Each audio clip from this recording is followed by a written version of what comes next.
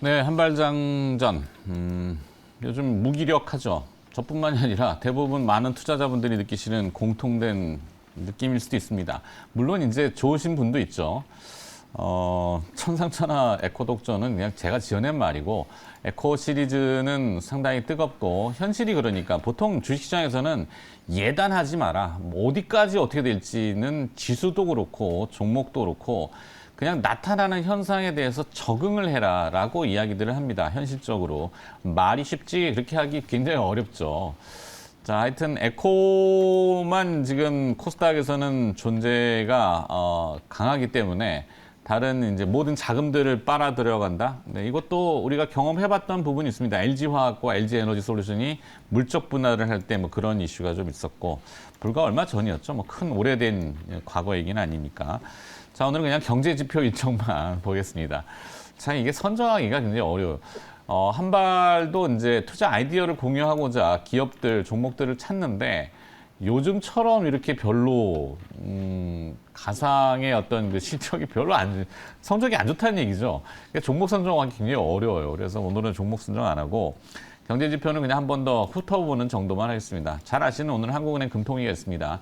앞서 이제 추경호 기재부 장관도 그렇고 여러 가지 상황들, 특히 지금 제일 문제가 되는 거는 자금시장의 증권사 PF 쪽인데 프로젝트 파이낸싱이죠. 중소형 증권사 PF가 아주 풍전등화인 거는 맞습니다.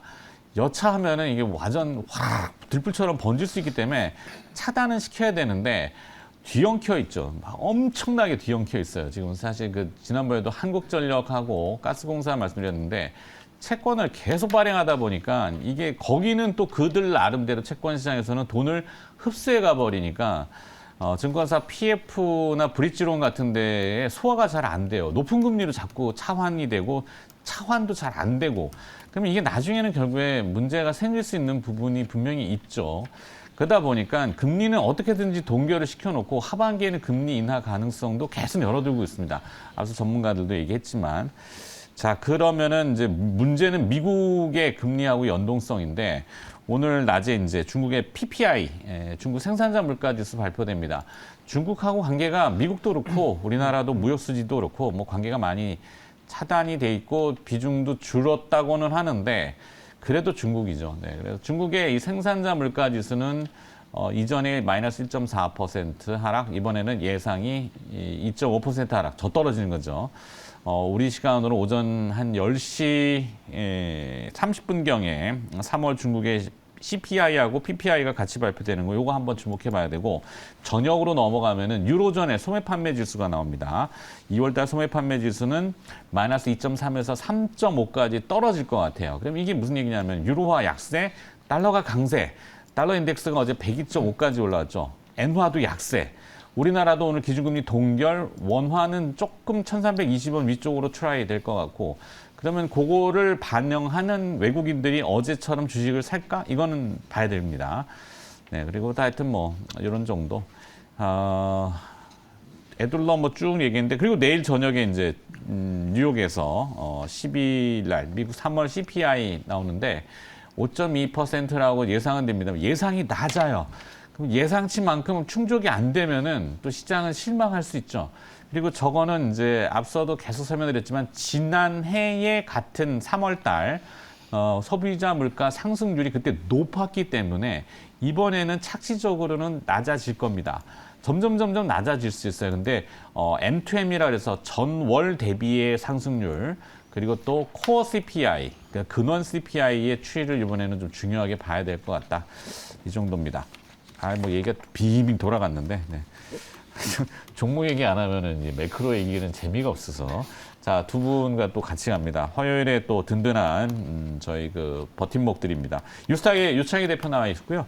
알파프로 투자전략 정태현 팀장도 함께하겠습니다. 어서 오세요. 네, 반갑습니다. 자, 에코프로 호가시죠 네. 어떻게? 에코프로 어쨌든 지금 예전에도 항상 이런 적이 많이 있었어요. 예를 들어서 제약바이오주가 강할 때는 제약바이오만 가고 나머지는 못 가는 모습들. 뭐 예를 들어서 거래소에서는 뭐 아까 LG 에너솔루션 말씀하셨지만 예전에는 삼성전자, 네. 삼성전자가 가면은 나머지 종목은 거의 못 갔었죠. 아무래도 자금이라는 게 한계가 있다 보니까요. 그래서 어저께 같은 경우도 에코프로가 거의 뭐 20% 넘는 거의 뭐 폭등이라고 말씀드릴 수 있겠죠. 상한가 언저리까지 갔었다가 지금도 4% 정도 상승 출발 예상하고 있고요. 에코프로 BM도 지금 강세를 띠고 있습니다. 일단은 뭐 2차전지 쪽으로 해가지고 여전히 계속해서 어떤 그러니까 실적 시즌에 다가오면서 기댈 곳은 2차전지밖에 없다 보니까 관련된 흐름들이 이어지고 있다라고 보고 있고요. 그리고 이제 뭐 삼성전자도 어쨌든 지난주 잠정 실적 발표한 이후에 코스피를 2,500을 돌파시키는 원동력으로 좀 작용하고 있는 부분들이 좀 있어서 일단 지금은 꼭 에코프로가 아니라고 하더라도 2차전지 관련된 약간 덜 오른 종목군이라든지 그리고 반도체라든지 또 최근에 그래도 소리 소문 없이 잘 움직이고 있는 게 전기차 부품주들이거든요. 네. 물론 약간 배터리가 약간 연관성이 있는 기업이 조금 더 반응을 보여주고 있지만 뭐 성우화이텍 같은 경우도 계속 좋은 주가 흐름 보여주고 있고 뭐 서현이하라든지 화신 같은 기업들 나쁘지 않기 때문에 일단 배터리 관련된 종목군들이 가장 탄력도가 좋고 그 다음에 이제 반도체 그리고 전기차 부품주들 순으로의 흐름은 4월 달도 이어지지 않을까 판단하고 있습니다. 네. 자, 정태현 팀장이 보는 현재 시장은 네. 이게 매일같이 똑같은 얘기가 저희 그래서 어제 출연했었죠. 네. 저는 한국은행 금리 좀 말씀드리고 싶은데 네. 저는 0.25% 인상 가능성도 있다라고 저는 좀 보고 있거든요. 오, 쉽지 않을걸요. 네, 맞습니다. 맞는데 어이구.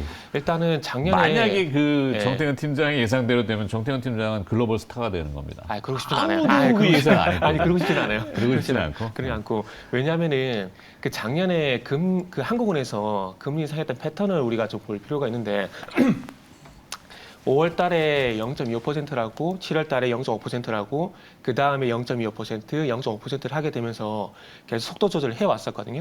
그러다가 이번에 동결을 했습니다. 그래가지고 이제는 0.5, 0.25에서 그리고 이제 동결과 0.25 쪽으로 가지 않을까라고 생각이 드는데 저는 개인적으로 이제 연준도 그렇고 한국은행도 그렇고 저는 6월 달 전후로 해서 이제 금리는 더 이상 올리지 않을까라는 보고 있거든요. 그래서 한 번 정도는 이제 올릴 가능성이 있다는 보고 있고 그리고 지금 한국은행 총재가 그 3월 7일 날 그 방송기자클럽 초청 간다면서 어떤 얘기를 했었냐면은 물가가 고물가 고차가 되는 것을 막기 위해서 금리 인상은 좀 불가피하다는 얘기를 했었어요. 그리고 네. 지금 동결을 해야 되는 이유도 저도 잘 알고 있습니다. 잘 알고 있는데 그 이유 때문에 한국은행도 속도 조절을 하고 있다는 보고 있거든요. 그리고 이제 연준이래. 그 한국은행 금통위원들 같은 경우도 지금 6명 있는데 5명 정도는 3.75% 정도 얘기를 하고 있는 상황들이고 그리고 이창용 한국은행 총재 같은 경우도 그렇게 얘기를 하고 있는 상황이기 때문에 아마 한 번 정도는 할 가능성이 있다라고 봅니다. 근데 그게 이번인지 다음인지 모르겠지만 그러다 보니까 한 번 정도는 할 가능성이 있다고 봐지고요. 그리고